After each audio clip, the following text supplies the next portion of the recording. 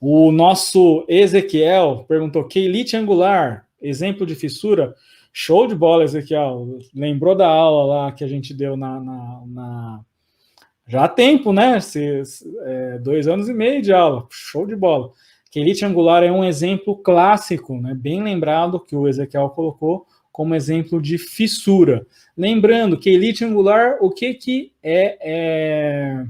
qual lesão que seria a queilite angular? Aquelas lesões que acontecem em região de comissura labial, e essas lesões de comissura labial que acometem principalmente aqueles pacientes que tiveram perda de dimensão vertical.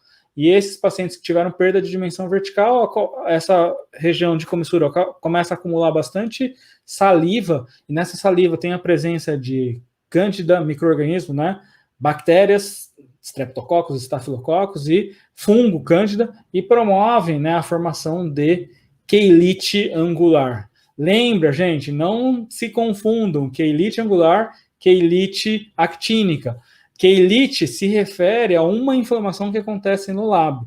Por que eu estou falando isso? Só para vocês não confundirem, porque os nomes são muito parecidos, né? Queilite angular, que o Ezequiel bem colocou, é aquela lesão que a gente chama de perleche, boqueira, popularmente, né? E a queilite actínica seria aquelas lesões que relacionadas, actínico, sempre tem relação com radiação solar. Então, as queilites actínicas guardam uma relação com exposição solar e são lesões cancerizáveis. As lesões podem vir a se transformar num carcinoma espinocelular. Então é isso aí, gente. Show de bola.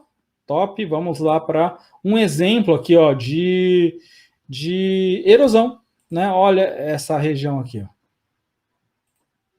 Essa região. Existe uma erosão. O que seria essa parte branca? Que lesão fundamental a gente poderia chamar? Essa parte branca é uma placa. E essas lesões aqui que permeiam o dorso de língua seriam o quê? O que vocês colocariam? Primeiro, qual que é o diagnóstico dessas lesões que estão em dorso de língua? Essas lesões aqui é fácil, a gente já falou que são língua geográfica, ou também chamada de glossite migratória benigna. E essas lesões aqui mais na região mediana de dorso de língua, como que vocês classificariam essas? O Gabriel está falando de fissura. Vamos deixar maior aqui, ó. E aí vai depender, né? Isso é uma pergunta que eu fiz, porque vai depender da sintomatologia do paciente. Se o paciente, na grande maioria das vezes, é sulco, por quê?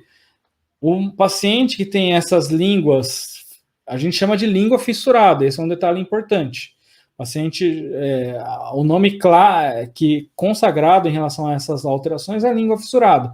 Só que grande parte desses pacientes, né, não tem dor. Então, esses pacientes, como são assintomáticos, não tem fissura, na verdade, não tem exposição do tecido conjuntivo. Esses pacientes, na verdade, são lesões em que há perda do epitélio, mas não há exposição do tecido conjuntivo. Consequentemente, esses pacientes têm língua sulcada, o melhor nome seria. Mas, claro, ficou consagrado o nome língua fissurada. Só relembrando, na verdade, a lesão fundamental desses pacientes com língua fissurada, na verdade, a grande maioria são sulcos, porque o paciente não tem sintomatologia. Grande parte desses pacientes pode, em um momento da vida, ter dor. Quando ele tiver dor, aí a gente pode chamar isso de língua fissurada, numa região, tá? O Alessandro está perguntando, língua sulcada não é um termo muito utilizado, tá, Alessandro? O nome consagrado em relação a essa alteração no dorso da língua mediana é língua fissurada, tá? Agora, eu estou perguntando a respeito de lesão fundamental. Porque como o paciente, grande parte desses pacientes, você está vendo que o paciente não tem nem eritema ao redor dessas alterações aí. Então, na verdade, são áreas em que o epitélio está recobrindo todas essas alterações. E aí, se o epitélio está recobrindo, não está tendo exposição do conjuntivo, na verdade, ele tem sulco. A gente poderia falar, mas seria melhor que a gente falasse, né? Língua sulcada, porque seria um melhor nome, não confundiria, a gente não ficaria falando, tem fissura, tem sulco, né? Porque se a gente fala língua fissurada, a gente imagina que é fissura sempre. Na verdade, é mais para facilitar. Mas o nome consagrado é, sem dúvida nenhuma, língua fissurada, tá? Não, é só essa questão de lesão fundamental.